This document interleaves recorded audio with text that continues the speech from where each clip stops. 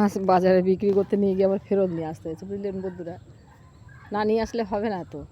প্রচুর উঠেছে হাঁস মুরগি, এত ওঠা উঠেছে দেখেন, অর্ধেক উঠে গেছে। ঘরে আছে কিছু, আরও এখনও মানে 20 পিস মতো ওখানে বসে আছে।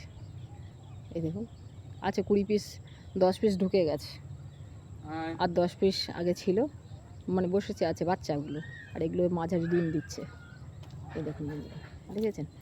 প্রত্যেক দিন ওদেরকে ওই পাড় থেকে আনতে যেতে হয়। দেখুন গামছা পরে ওই যাচ্ছে, পাড় থেকে নিয়ে আসতে যাচ্ছে।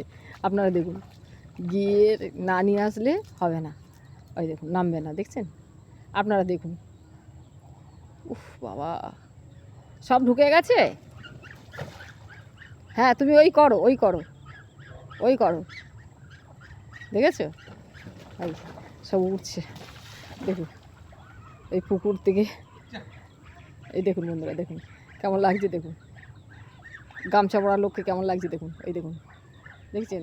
প্রত্যেকটা দিন এই তাল করবে, হয় আমাকে নিতে হবে, না হয় ওর বাবা গিয়ে নিয়ে আসবে। দেখেছে?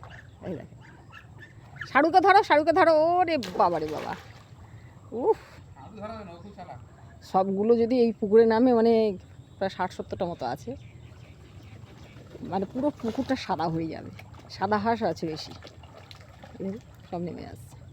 ঘরে উঠে গেছে অনেকজন, ঘরে আছে 40 পিস, আর এখানে 20 পিস, 60 পিস, আর বাচ্চা আছে 10 পিস, মাঝারি ফাঝারি এরকম করে করে পরপর আছে, মুরগি আছে। হ্যাঁ দেখুন, ভালো লাগছে তো বন্ধুরা? একটু লাইক কমেন্ট করেন, একটু দেখি, একটু লাইক কমেন্ট করেন। আপনাদের কমেন্টের জন্য আমি একটু অপেক্ষায় থাকি। কে কী বললো না বললো একটু শুনতে হয় তো, জানতে ইচ্ছে করে না, তাই না? দেখুন দেখুন, ভালো লাগছে তো? এখনও সব আসে না, ওই একটা বুড়ি আসছে, ও ডিম দিচ্ছে, ডিম দিয়েই চলে আসবো ওদের সাথে। আর ঘরে উঠে গেছে সব, দেখো দেখো, দেখছি।